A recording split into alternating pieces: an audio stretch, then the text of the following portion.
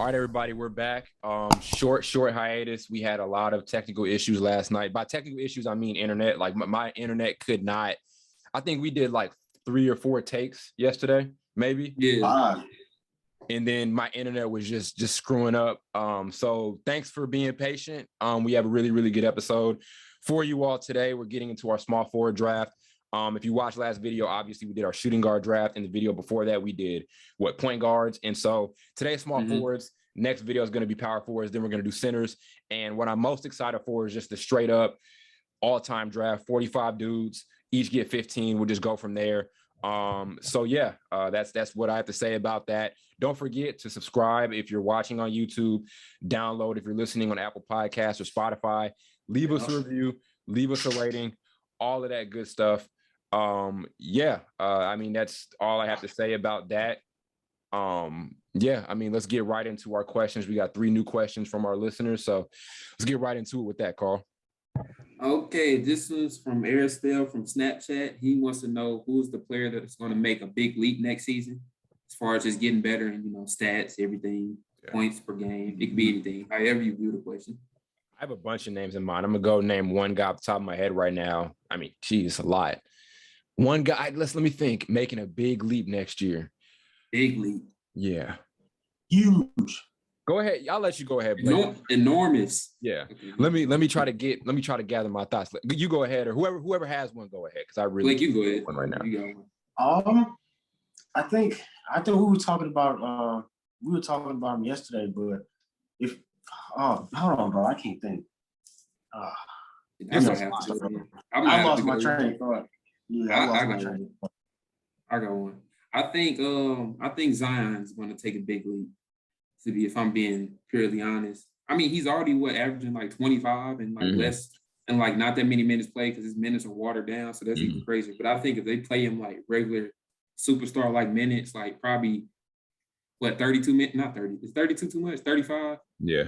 Maybe 35, 36 minutes. I think he can average close to 27. I think nobody can stop him down low, bro. He be bullying people. He's not even really, as far as height, he's not that tall.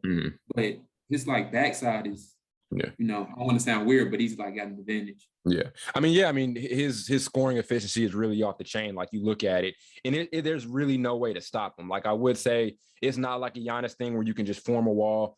He finds his ways to get to his spots. Him and Giannis are really good at that, being able to get to the spots they dominate at the most. Once again, that's kind of a thing that separates Zion and Giannis from Ben Simmons or whatever, and other guys who can't really shoot. I'd also like to see him take some leaps as a 3-point shooter. And offensively, we've seen a lot of versatility from Zion. Like, I don't think people realize he'll bring the ball up court. He'll get in pick and roll scenarios, a bunch of stuff that we really didn't see a bunch, of him when he was at Duke. So I think 3-point shooting wise, I want to see him kind of take that leap. He's always been, he was solid his rookie year. His attempts obviously he didn't take a lot of threes last season. He was good that first game. You remember that, don't you? Yeah. I lost my mind. I think we mentioned on the show before, Carl and I, when we watched the first Zion Williamson game, who was it against the Spurs? I remember it was against the Spurs. Well, I think we was all on the phone. And I think it was around the third quarter. He started hitting all those shots, man. And Carl and I were on the Zion is overrated train. We were on the Zion is overrated train for a very, very long time. And then obviously, he put a rest to that stuff. But no, I think he's going to make a ton of leaps next year. As you mentioned, offensively, 20 plus points a game, super efficient. If he can add that 3-point, thing to him, and also show off some good stuff defensively too. Like I think he's got the body to be an elite level defender in this league. Oh, for sure. Yeah. So who knows if he can take a leap and become like maybe an all defensive level player. So we'll see what happens. Yeah. I'll just say one more thing. You all can say, y'all. He's very comparable from the standpoint of undersized at your position, but you still dominate like you're bigger than what you are on some Charles Barkley type stuff. Even though he can't shoot like Charles, he dominates the paint like Charles. Yeah, very true, very true. And like you mentioned with Chuck, maybe we'll see, hopefully we'll see him take more threes and add a little bit more to his offensive bag. I'm gonna go to Boston, and I'm gonna mention Payton Pritchard. He had a really productive summer. We mentioned his pro-am game where he got 90 points. We mentioned what he was able to do in the summer league. Even though he got clamped up by Davion Mitchell in that championship game, we all remember that. Still, I'm excited to see what he does. Great 3-point shooter. I think he had some historical 3-point shooting stat for a Celtics rookie last year. Great facilitator, and we talk about it all the time with Boston, kind of their lack of playmaking. We talked about it a lot every time we mention the Celtics, and need a point guard. Exactly. They need, yeah. And I remember, I think, talking to Blake about this before, but I don't know how comfortable we are with him being that team starting point guard, and maybe I don't know do you think that's a gamble that they should be willing to make? Like if you're in win now mode, no, but I mean, what other options do they really have other than Marcus Smart? And I personally don't see his game as being a polished point guard, because I see him being able more to just shoot the ball, kick it to him, and he can kind of get a shot by himself more than actually facilitating and running the offense. That just doesn't seem like. Yeah. That was what he did at Oregon, and I do agree. Like, he didn't show it off as much as we wanted to see him do it last year. But like I said, I really think that was kind of because of his role. Came off the bench. They didn't ask him to do a lot of that. But I think if you give him the opportunity to do it, I mean, that's the player he's been since high school. Being a playmaker and being that shorter, true, gritty point guard type of guy. Blake mentioned Marcus Smart in the situation in Boston with the point guards.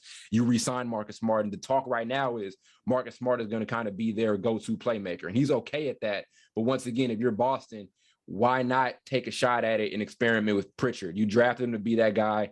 Why not, kind of see what he does, and like I said, when he got into the games, he was super, super effective.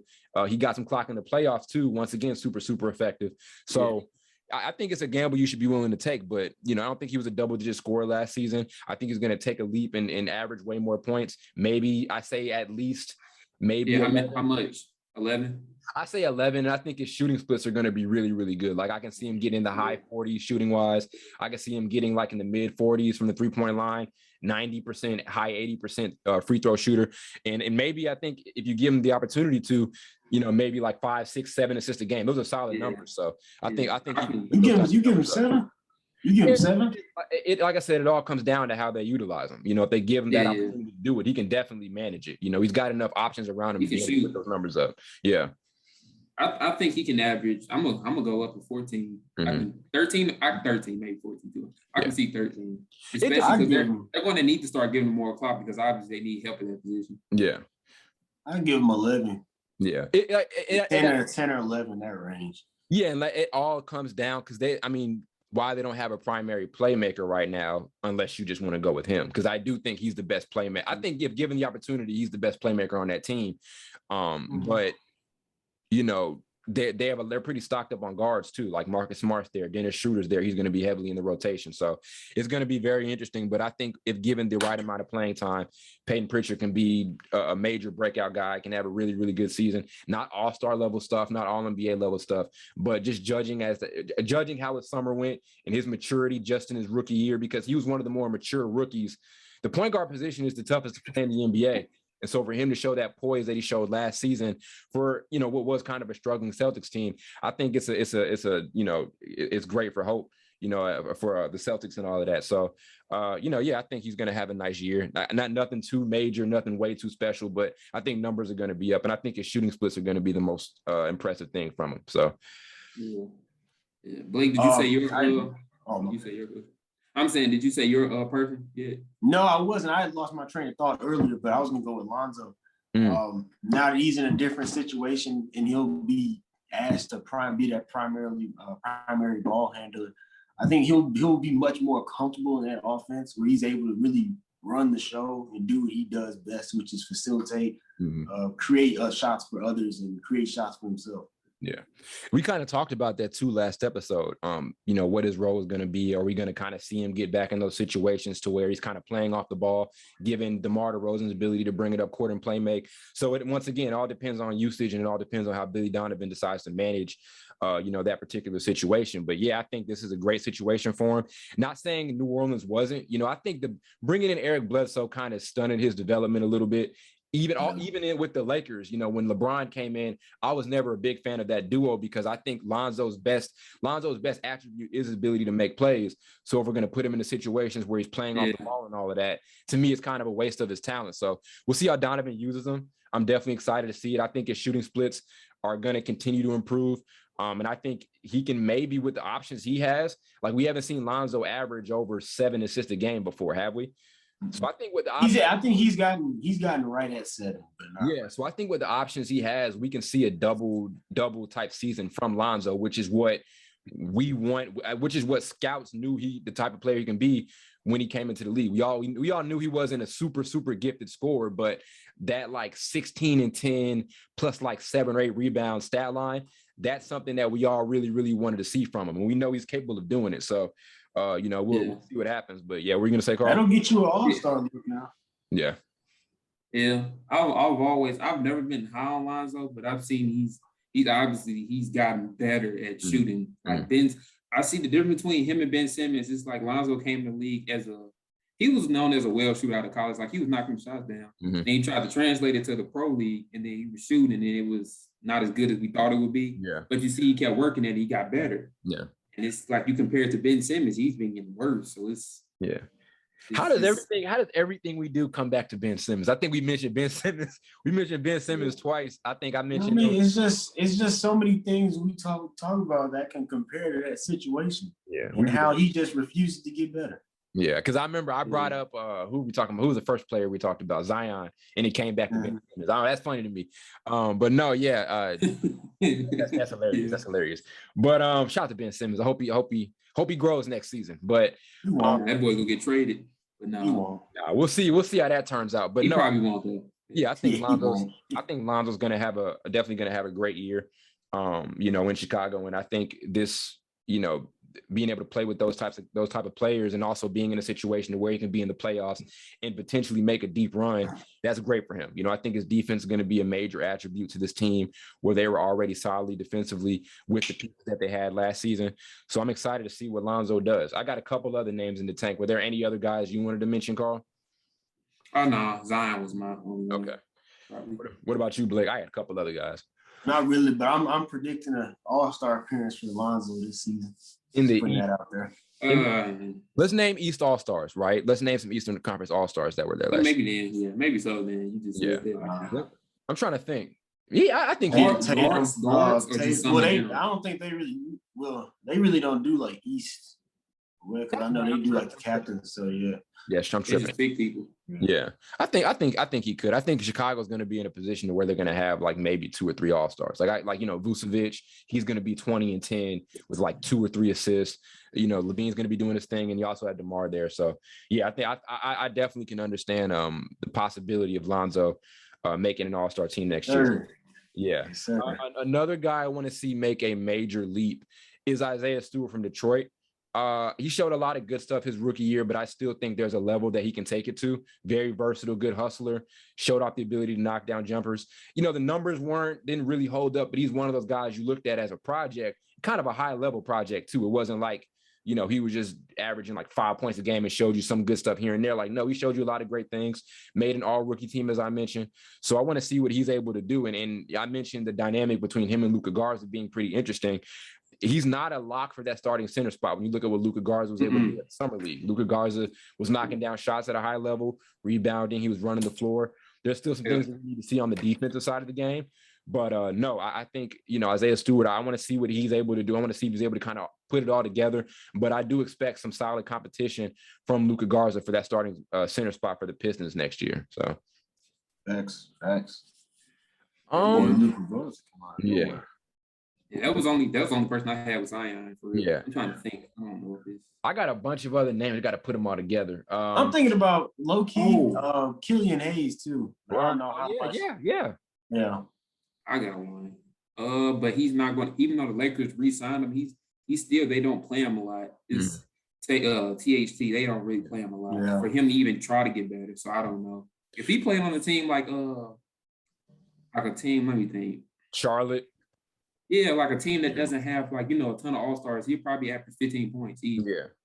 And you mentioned the extension in his playing time. I think you look at that rotation. I think there may be a question. Is there a question about the Lakers that we got today, or whatever it is? But no. we always talked about the Lakers and how deep they are, and that was a guy that we mentioned, THT, and questioning his playing time and questioning his development with how deep they are. And like I said, I don't want to see a lot of lineups unless he makes a ton of growth as an off the ball or off the catch shooter. I don't want to see a ton of lineups with him out there with Russell Westbrook. So I think that's going to be very interesting seeing how he is able to, work his way into that Lakers lineup with how deep they are and how much talent they've got, and also how much veteran experience they have. So, yeah, I think I want to see him have a big level of growth, but at the same time, is he going to be in this Kyle Kuzma situation where he gets extended and he's only able to show some flashes and spurts here and there? So who knows? Judging by that lineup, I wouldn't be surprised. Mm-hmm. I mean, you look at all the talent that he's got before him. Yeah. He wasn't really getting consistent clock. Mm-hmm. What else? Who you got? LeBron, Russ, Melo. AD. Yeah. Melo, see, I forgot about Melo. Yeah. You got Malik Monk. I don't know if he gonna play over Kendrick Nunn. Yeah. So he can, because that's like I said, you only in the regular season you only go 8 deep, and in the playoffs it might go 7. Right. So Marc Gasol still there. Dwight Howard. Don't get me started on Mark. Yeah. Dwight Howard. Yeah. I like Dwight. Yeah, it's just a lot of pieces. So I think it's going to be pretty interesting to see if they're able to cut him in consistently in that lineup. So yeah, I want to talk a little bit. I want talk a little about Killian Hayes, because Blake mentioned him. A guy I think a lot of NBA fans are still really patient about. He's kind of been the exception to the rule. Like, I think a lot of people are really quick to write a guy off just after a tough rookie season. But I feel like NBA fans universally are like pretty high on Killian Hayes. And I mean, do you agree? Like, do you think people are still giving Killian Hayes a chance? Or do you think they're killing him off a little too early? No, I think they're still giving him a chance, but I don't think they've had that chance to, say, oh, he's a bust cook because Cade is there now. So yeah. I think they're directing their attention towards Cade now. True. But I think that backcourt is going to be interesting. And we talked about it with Detroit. You don't really get to see summer league situations where the lineup they had, their starting 5 is potentially going to be their starting 5 during the regular season. That's crazy. That's crazy to think about. So for them to get reps in together, and Killian Hayes showed some good stuff in the pick and roll, I think that's like probably his biggest offensive strength, his ability to attack downhill in pick and roll situations. And I think he's going to show some great things defensively and also from a distributing standpoint. The question is shooting. We didn't see a ton of growth there, even in the summer league. But I do want to see, as Blake mentioned, I do want to see him make a ton of big steps next year. What would your stat line prediction be from him next season if he's able to stay healthy for the entirety of the year? Because remember, his rookie season, he was totally in and out that lineup. So what would you guys say Killian's numbers would be? And it's kind of tough to judge right now, honestly. 11, 3, and 4. That's low. That's pretty low. What did he average his rookie year? So let's give his rookie year stat line. He averaged 7. Probably 8 points. Yeah, let me 7. see. Yeah, I'm agree with, but I give him about 10 to 11 points, bro. Yeah. Damn. Ty, you be real generous with these stat lines, bro. Yeah, but yeah, that's true. Damn, he averaged 7 points on 35% shooting. Because K go average 35. Yeah, 35. So he was 7 points, 35% from the floor, 28% from 3 rebounds, and 5 assists a game in 26 games played in 26 minutes. Three rebounds. How tall was he? He's got to be like 6'5". Oh, the 5.3 assists is something to be pretty happy about, though. So that's gonna get erased. That's versatile. Yeah, I think that's gonna get. That's erased. Yeah, I think the numbers that are going to see a big leap are his assists. I think he can get around that 6 or 7 assist a game number. But yeah, I mean, scoring isn't really his. I'm not really looking for him to be a big time scorer, especially with the guys they already have, Jeremy Grant, and then having Cade Cunningham, and also I mentioned wanting to see Isaiah Stewart take another leap offensively. But I'd say I'd give him around 11 and 7. That's a stat line I'd be pretty happy with.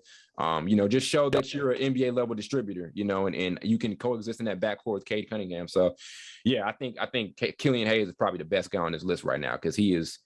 Yeah, he's probably a dude that a lot of hype around in that draft, and we just didn't get to see much from him last season. So, yeah, Killian is definitely a great name to mention. So that's all I've got with that. Yeah. Also, they really never played Detroit on TV a lot. Like, they didn't get a lot. They didn't. Games. They didn't play them at all.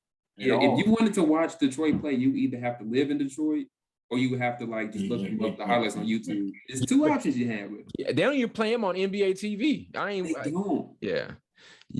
Nah, they ain't playing. They probably actually ain't that fun. So yeah, they probably the only team that didn't really get played on NBA TV like that because I feel like everybody basically did it. Yeah, I will say they were pretty fun to watch last season though, because they won. Oh, they weren't that bad actually watching them. I'm just saying like the NBA didn't really respect them. If I'm being honest, because they won a lot of games they shouldn't have won. So yeah, no, I think they're going to be pretty fun to watch. Definitely, as I always say, a lot of young talent to work with. So Dwayne Casey's got his hands full, and it's a good situation for a coach to be in. So we can move on to the next question. The next one's from George from Snapchat. This is actually a good one. He's basically asking like, who do you think is going to win MVP next season? It's a good one. I'm going to give it to like in your heart of heart, good of goods. Who you say go win? I mean, Carson Edwards. Carson Edwards. I'm saying Luka. I'm saying Luka. Okay. I think he's going to build off of what he was able to do in the playoffs. I think there's going to be another. We saw what he did during the Olympics, and it wasn't a gold medal run for him, obviously, but I think he's going to take. There are levels he's reached that not a lot of other players have been able to reach. I think he's going to reach an entirely different level. I think this is going to be the most focused he's ever been. Not saying he hasn't been focused before, but he has a lot to have a chip on his shoulder about. Right, 2 first-round losses to the same team in his first couple of seasons. The loss in the Olympics and all of that. He's already a very, very driven dude. So I think. With stuff that's already happened throughout the course of his career, I think he's just going to build off of it. His numbers have always been there, but I can definitely see Dallas coming in and getting off to a nice start. I think it'll be interesting seeing how they work things from a coaching standpoint, given that this is first year without Rick Carlisle and everything. Maybe that's good because we know him and Carlisle didn't have the best relationship, but yeah. I didn't even know that until it was been reported because you really couldn't tell at all watching the games. They hit it. Yeah, I didn't know either. Yeah, the way Carlisle always complimented him, saying, "I'm gonna just let him take whatever shot he wants." He literally said that. I didn't. Yeah, they seemed like they was cool. It may have been like some of the end game stuff. When the coach, like I know LeBron had that situation with David Blatt. Was that his name? That was coach named David Blatt. Where I remember the shot he hit against Chicago, like that fadeaway in the corner. Apparently, he called that whole playoff. Like. Oh, yeah. The play was for Kyrie, I think, to roll off a pick and roll or something. Yeah. LeBron said, F that, give me the ball. Yeah. Nah. So it may be that type of bad thing. Teammate. Yeah. Nah. When Mike do it, it's not that way. Yeah. But yeah, no, I mean, that's not a bad, nah. But anyway, I think that. I know. Yeah. But I think that change in scenery could be good for him. Not even a change in scenery, just a change in who's running the program and all of that. But I think Luka makes that leap and I think he becomes MVP next year. He's been nearly at the top of MVP list for the last couple. Been flirting with it. Yeah, he's definitely been flirting with it. So why not? Yeah. I think I'm gonna piggyback off Ty, go with Luka, and I think I'm going like 2 players if I can. Luka and Steph.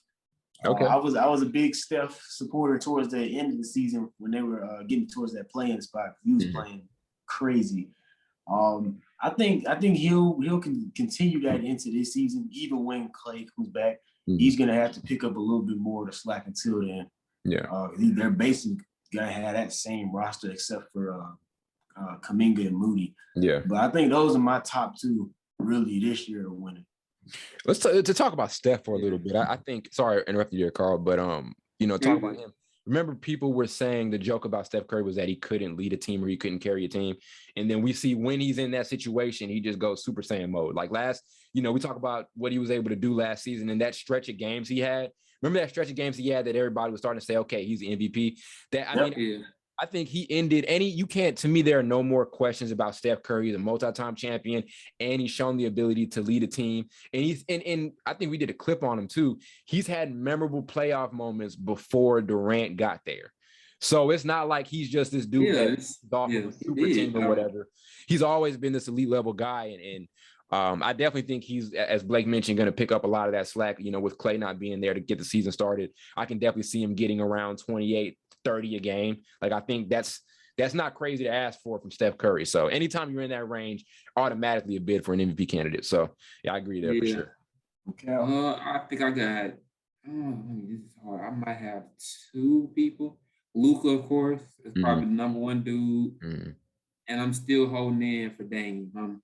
Okay. If he plays with them the whole season, there's no more trade room talks, which is going to be probably. But if he stays with the whole season, don't get traded halfway through the season, which he probably won't at this point. I can see him winning it. Thing is, he was, remember, like last season, he was kind of in MVP talks. He was at the top of the list for like 2 weeks. Yeah. 2 or 3 weeks, because he was averaging like 40 and 50, like I think that 1 week and a half, whatever, and he kind of fell back down because he started getting cold. Because people started double teaming him. Mm-hmm.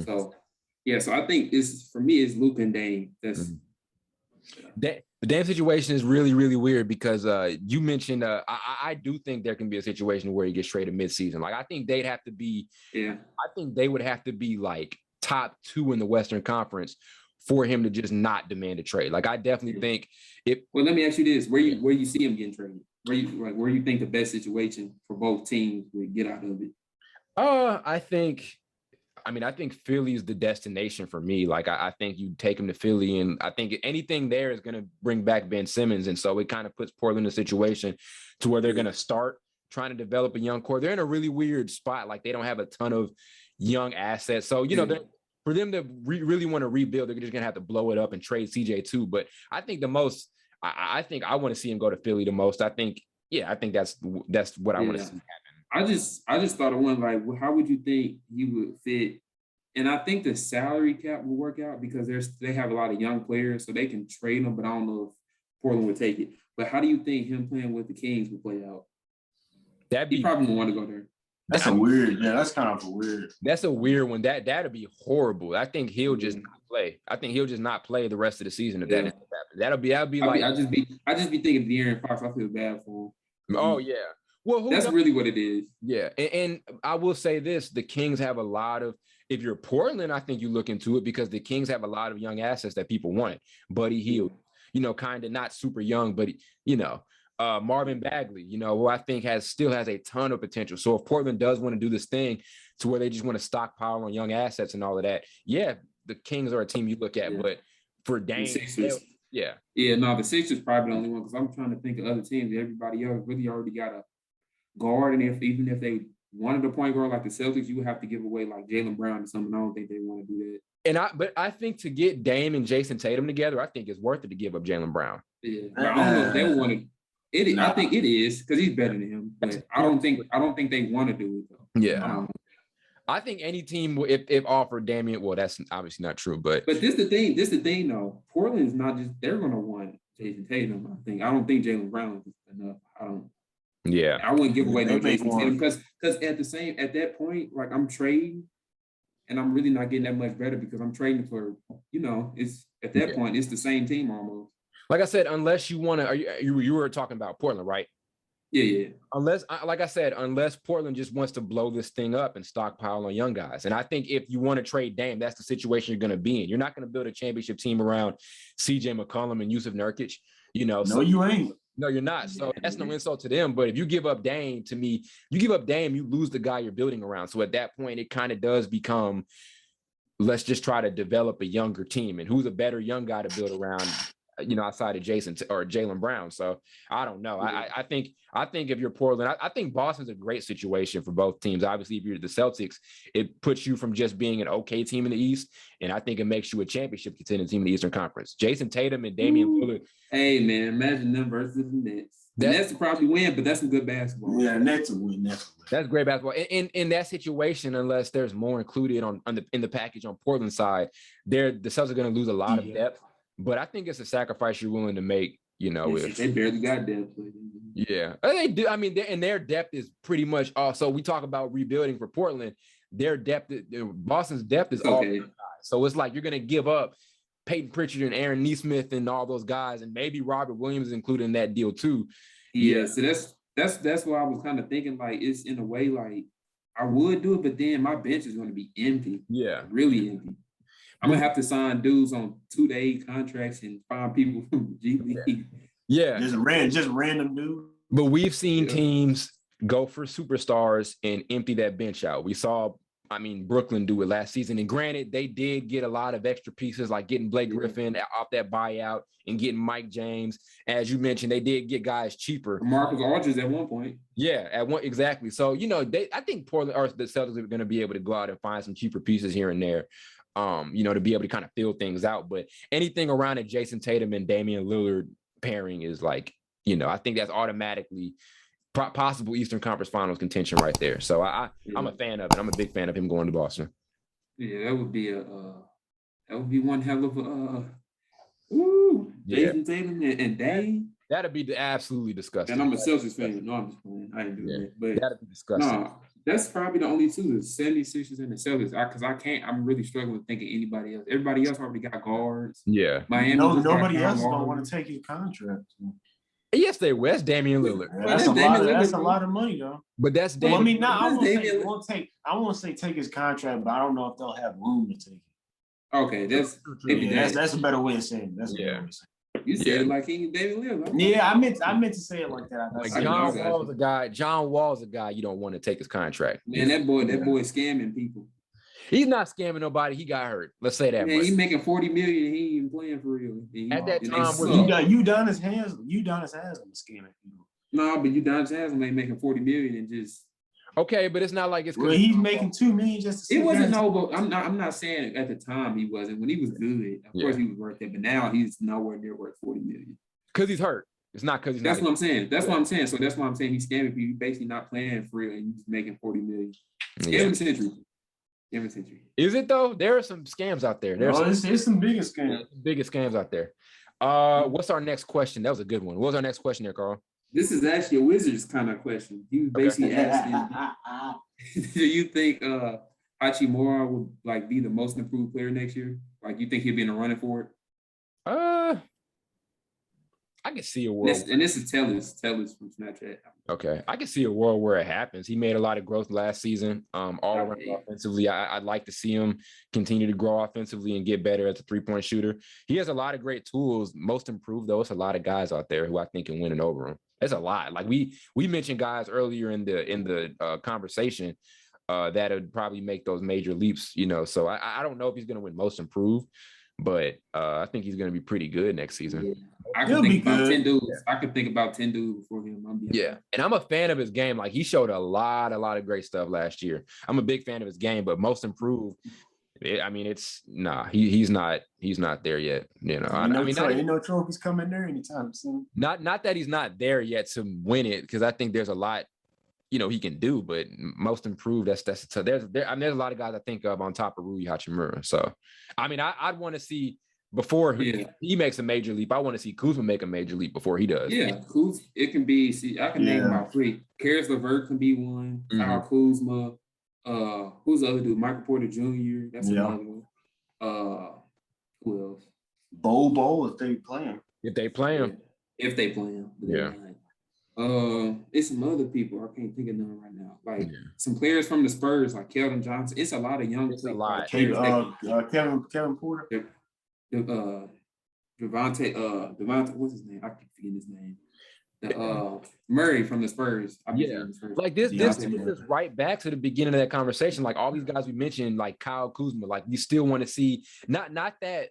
I don't think with Kuzma is going to be a most improved player type of thing. I think it's going to be he's shown the ability to be potentially 18 to 20 points a game. Had a lot of stuff that limited his development. He's going to show it again here in Washington, but he's a guy I want to see make growth. Keldon Johnson coming off the Olympics, didn't get a lot of time in the major games, but still, you playing in the Olympics, that's a great experience for your development or a great situation for your development. So he can make growth. As you mentioned, DeJounte Murray, I really want to see what he does offensively next year. So, it's a lot of dudes I name over Rudy right now. I can name one person, Vincent. No, I'm just playing. But, no. If he could though. If he I don't. Yeah, if he actually improves some. I don't think a 2-time All-Star is ever going to win Most Improved. Yeah. Well, you never know. I doubt it. Unless he just come out of the war nowhere average 30, but he'd be an MVP discussion then.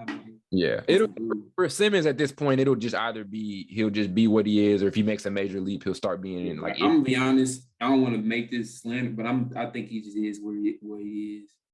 I think there's a level he can take it to. I definitely think there's another level he can take it to. Because he should have been improved this game. Like this, why is this just now being talked about? It should have been happening. We've always talked about a 3-point shot, and like I said, I think I really do think it's a confidence thing, because I said something the other day.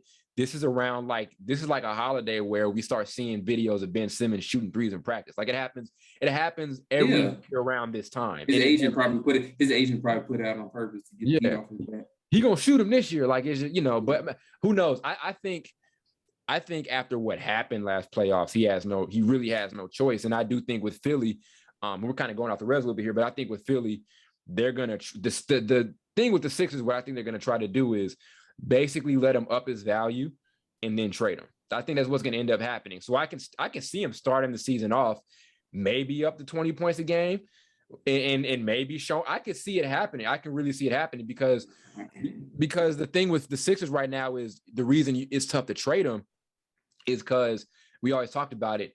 His value got depleted a lot after that playoff performance. So, even though you haven't seen anything happen with him so far in his off season, like I said, you up his value and then make something happen mid-season. Even if you don't think – I think he can get around that 20-point-a-game mark. He's been flirting with it over the course of his career. So, all he has to do is add a couple of things to his game. I think he can do it, But I mean, I don't think he's going to win most improved. I think the next level for Simmons is like – I was just playing.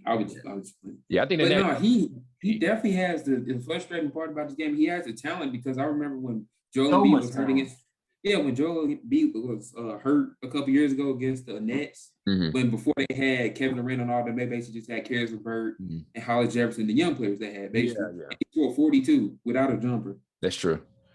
Yeah.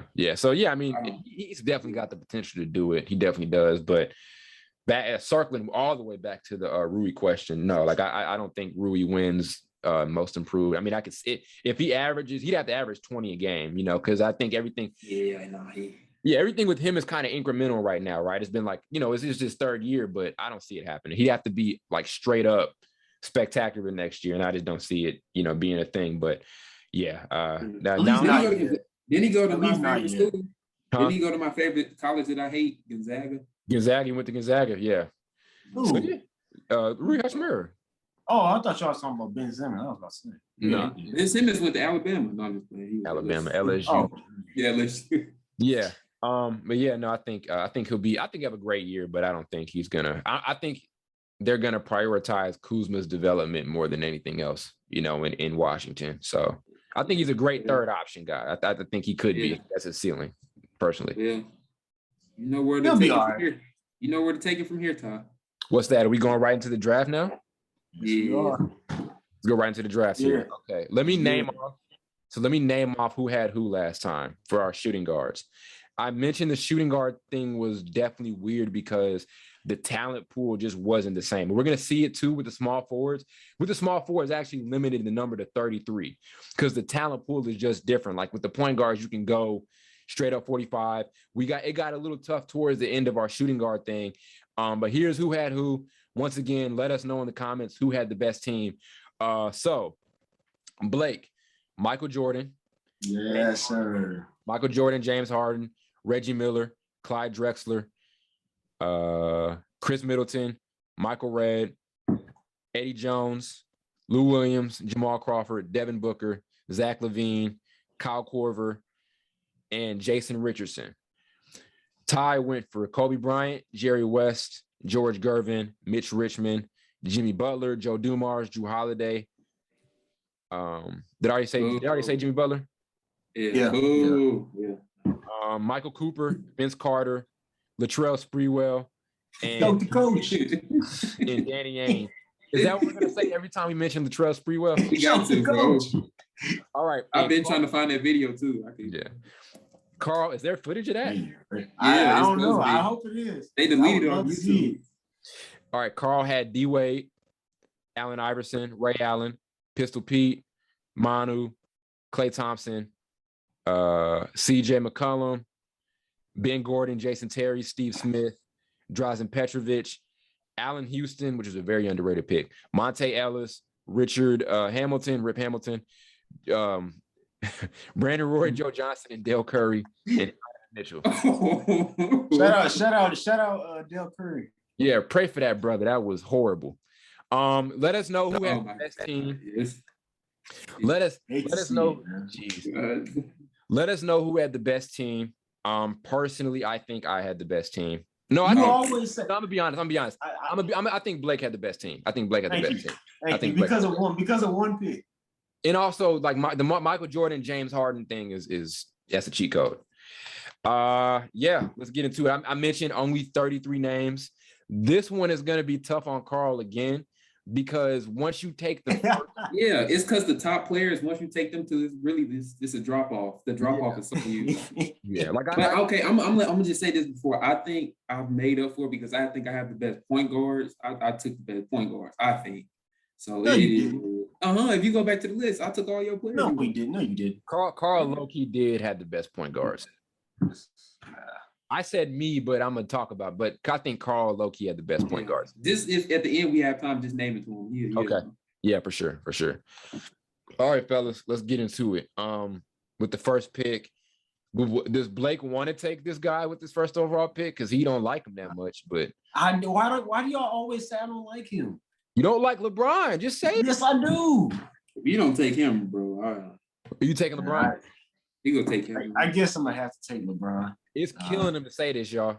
I mean, I take LeBron, man. I ain't really got to say too much about that. Okay. I'm going to take Kevin Durant, but real quick, I want to have a quick discussion. Are there any arguments because I was thinking about it, and Carl may take him here. Are there any arguments for Larry Bird over Kevin Durant? Yeah, it is. It's a couple, but I don't think the younger players, the younger people that watch basketball not gonna think it is, but it definitely is. It is. It's a lot. It's a legit. Like you can debate who's a better shooter. It was that close too. Like I don't think people need to respect Larry Bird, bro. It's getting ridiculous. One of the most complete players to ever play the game. Like you're talking about, not only is he an amazing scorer, but amazing passer, one of the best passers the game has ever seen, and also an elite defensive player. Now, I don't know if that defense will hold up in the league today, but still, when you look at what he was able to do in that era, and he was able, and I don't want to do the thing where I'm talking about KD can't lead a team to a title or whatever, but we did see Larry Bird be the face of a dynasty team and help build and be a part of the buildup of that team, win multiple titles and created, so. At least the dynasty of that team was drafted. Like they drafted all of them. That's the difference between KD going to one. Even though LeBron basically did some of the things too, but that's the difference. Because before LeBron even started winning rings, Larry Bird was by far the best small forward ever. Yeah. He wasn't even close. There were debates. Like, you could have went with Dr. J. Oh, I guess. Yeah. I think Bird before LeBron. It's a good argument for those for Dr. J. But I'd be forgetting Scotty. That's what Scotty was. I'd be forgetting. Yeah. But that's all I had to say. I think there are definitely great arguments. I kind of thought about it a little bit to try to be different. Should I take Larry over KD? But I'm not going to go ahead. No, go ahead. Take it. Do it. I'm not going to give Carl the luxury of doing that. So I'm taking Kevin Durant my second overall with my first pick and the second overall pick of the draft. Carl, who are you taking? I have a Larry Bird, Mr. Bird. And see, this is kind of hard for me because I'm trying to pick. Well, I ain't gonna tell you I'm trying to pick between. But choose wisely. Man, this is hard. Mm-hmm. I'm gonna say Kawhi. Wow, Kawhi. Nice. Who I was gonna take actually? I don't care. Well, no, I ain't gonna take it. No, I ain't gonna say it. Don't say it. Yeah. So you went Larry Bird and Kawhi. Very interesting. Who are you taking, Blake? Dr. J. That's easy. Okay. Oh, easy. That's why I was surprised. Like, did you see Dr. J? That is so easy. I'm surprised. I did, but I like Kawhi's game. Yeah. I'm gonna take Scottie Pippen.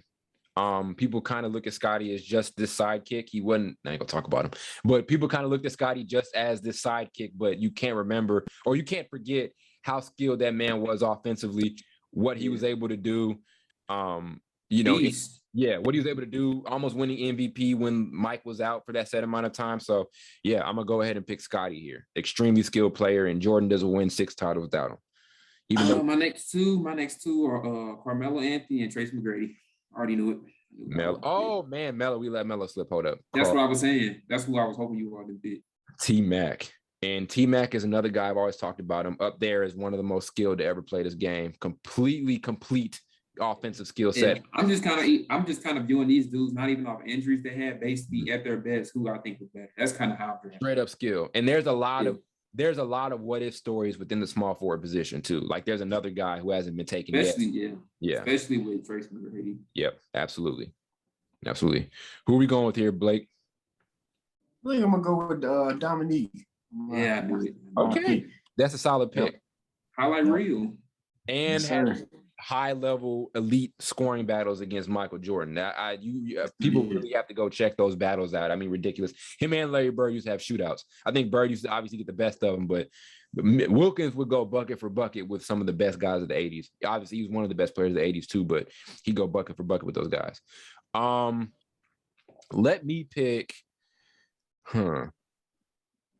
Do I want to go with him early? No, I don't think you do. Go with your so-called cousin, Todd. Go with your cousin. Very, very, very distant. He looked just like him too. Oh, come on. It's not. Who you talking about? Who you talking about, Carl? John Marion. He's like super distant. That's your cousin? But no, it's like really. I'm just playing. That's hilarious. I remember we were in the barber shop and they were talking about his jumper, and my dad was in the shop too. He said, I was laughing. He said, that's y'all cousin. Oh, really? That was hella funny. But my next pick is tough, man. I'm gonna go with Elgin Baylor. All right. That's a good one. I feel like I'm off to a rough start right now. Yes, you are, but that's a good one. He said, yes, you are. I'm gonna go with oh man. Paul Pierce. And then Glenn Rice. No, Grant Hill. Oh, I'll let you get away with that. No, I said Glenn Rice. Come on now. No, I said Glenn Rice. I gotta take it. You taking Glenn Rice? All right. I said it. I ain't gonna be like that. Glenn Rice. I thought you were trying to get a third one. No. Yeah, no. No. I said him. It is what it is. Who you got, Blake? Let's see. I'm trying to decide between two. I think. There's some good players left. Yeah, I know. Man, you better take it for I will. Nah, I got a couple. I'm just gonna take. I know you tired. I know you think. Yeah. Terry Stackhouse. No. I think I'm gonna have to go with violation. You take it too long. Violation.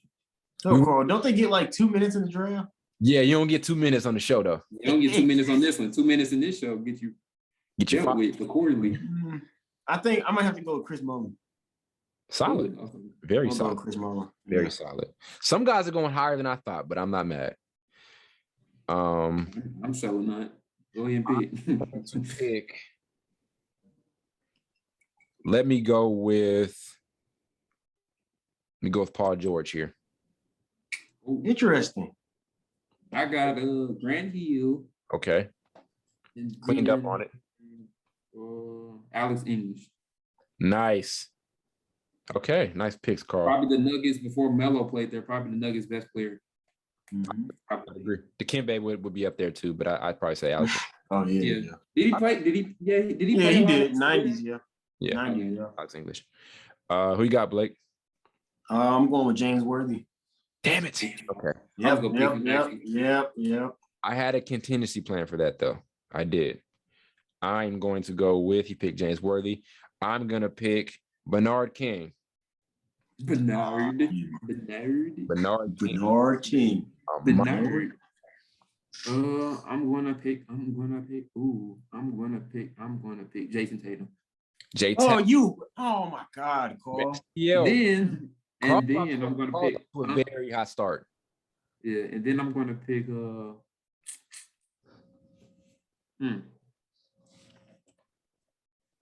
Rick Barry. Okay.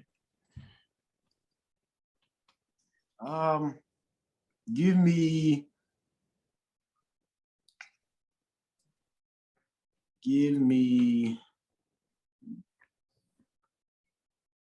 we need a clock for this. Yeah, we definitely need a clock. That boy trying to take the whole taking longer than everybody. I really want to make the right pick. You got enough time to go to the grocery store with this. I don't think, not really.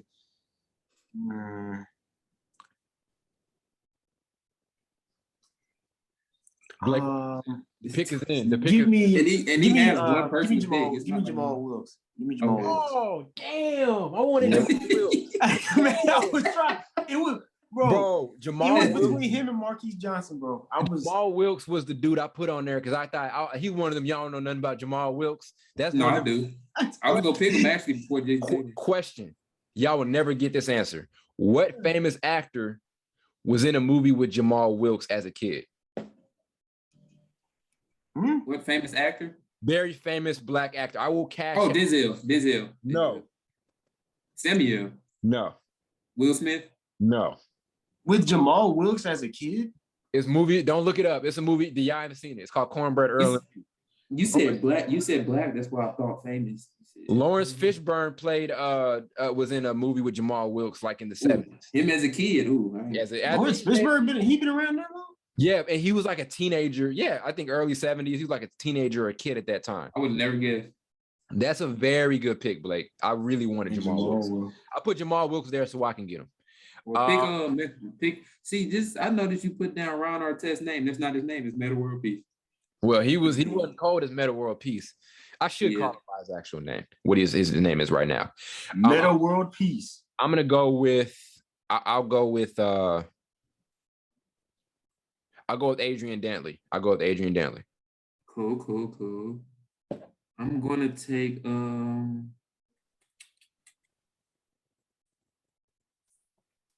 already took Glenn Rice. Let me see. This is where it gets a little tough. I'm gonna take Marquise Johnson. Okay, nice. And then I'm gonna take Mark Aguirre.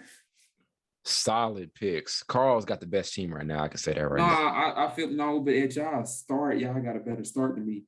That's true. I feel like. But I feel like you're overall, I don't know, because I normally pick better like bench type of end of the bench players than you all, but you all start out better because I got the last type of picks. You all got the first two are always the best.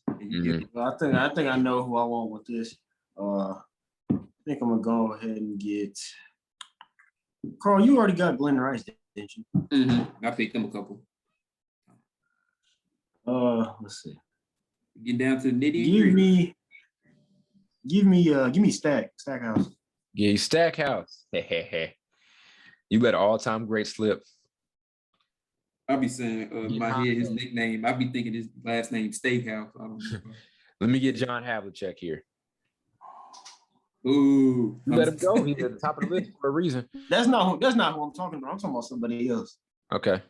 I'm kind of worried about Havlicek. Okay. Think about somebody else. Let me see. He left. That's why I'll be tripping. Give me Reggie Lewis. Okay, rest in peace. Yep, and then this is the separates the men from the boys, give right? me how you said Petra? Peja Stojakovic. I wanted him. Yeah, PS. I'm gonna call him PS. Give me PS. Okay. All right, Blake. I think we're down. Are we down to last two? I think so. Blake go take Kiki. Oh, we down to three. Okay. So we down to Marshburn, Kiki, and Ron Artest. Yeah, y'all can have all them. Give me. God. Think about it before you pick them, bro. Give me Ron Artest, man. I say it like the prime that was cut short because of him. Then let me go with Kiki Vandeweghe. Jamal Mashburn. Nice. I mean, Ron Artest, he still made good for himself. So Ron was a monster in his prime. Oh boy, he still made good for himself. Yes, he did. Very good for himself. Now, Tyler, can you go back for me and name name squad? What's name squad? Prove the Blake that I had the better point guard team. The better, or you wanted me to go back and read off point guards? Whenever we done with this part. Okay, I'm gonna read off. You did not have the better point guard team. I'm gonna read off the small forwards, and then we'll read off the point guards. So small forwards, we'll start with Blake, LeBron, Dr. J, James Worthy. Damn, he probably did have the best team. Dominique Wilkins, Chris Mullin. Come on, man. Jamal Wilkes, Ron Artest, Stack, and that's his team. I feel like I'm missing a couple guys. No, I'm not. All right. Carl, Larry Bird, Kawhi, Paul Pierce, Melo, T-Mac, Grant Hill, Glenn Rice, Mark Aguirre, Payton Stojakovic, Marquise Johnson, Tat, and Reggie Lewis, and me. Did you say I had Jamal Wilkes time? Yeah. Okay. And me, Kiki Van. I'm starting from the bottom. KD, John Havlicek, Scottie Pippen, Adrian Dantley. We let a name slip, actually. We let two names slip. Let's reverse. We let two names slip. Ooh. Who picked absolute last? Me? I said Reggie Lewis. So Carl, right now, or Blake, right now it's between me and you. It's between David Thompson and Sean Marion, between me and you. Oh, give me Sean Marion. Sean Marion? Give me Sean Marion. Y'all so did skip Sean. I'm taking the dude that Jordan said directly influenced him, and we talked about this a little bit last episode. I'm taking David Thompson. Mm-hmm. Okay. So updated teams. We already named Carl's off. Updated teams: LeBron, Julius Erving, James Worthy, Dominique Wilkins, Jamal Wilkes, Chris Mullin, Sean Marion, Ron Artest, Jerry Stackhouse. That's you. Me, Kevin Durant, John Havlicek, Elgin Baylor, Scottie Pippen, Adrian Dantley, David Thompson, Bernard King, PG-13 or whatever his number you want to call him, and Kiki Vandeweghe. That's my team. We already named Carl's team. So let us know who had the best team. Let's go out back off and name the point guards to see who got that. Come on. Let's go between Carl and Blake because I don't really care about mine. Carl got Jason Kidd, Steve Nash, Chris Paul, Damian Lillard, Isaiah Thomas, Detroit, Kevin Johnson, Stevie Franchise, Kyrie, Derrick Rose, Stephon Marbury, Mookie Blaylock, Dennis Johnson. You said Blaylock, Mookie? Yep. Yeah. And Jason Williams. And then there's Deron Williams and Gilbert Arenas and Mark Jackson, Nick Van Exel. Come on, Blake. Ain't no way, Blake. Blake had Magic, Russ, Big O, Mo Cheeks, Kyle Lowry, Mike Conley. Yeah, no. Blake, you did. No. Hey, I won these last two though, so it's all right. I think he did. I think you can debate the last two. Yeah, I won these last two, and I'm about to win these next two. So we'll see. That all-time draft is gonna separate the men from the boys for real though. So I'm gonna win that one too. We'll see. That's what we've got for you guys. Thanks for watching. Mo Cheeks. Don't forget to subscribe and like the video. Thank you for boosting our subscribers up. Right now, we're sitting at 115. Don't forget to download us and all of that good stuff. I think this was a shorter episode, but whatever. We'll see you guys next time. Hopefully on schedule, barring any internet issues. And thanks for bearing with us on our really, really short delay for today's episode. So we'll see y'all next time. Yep.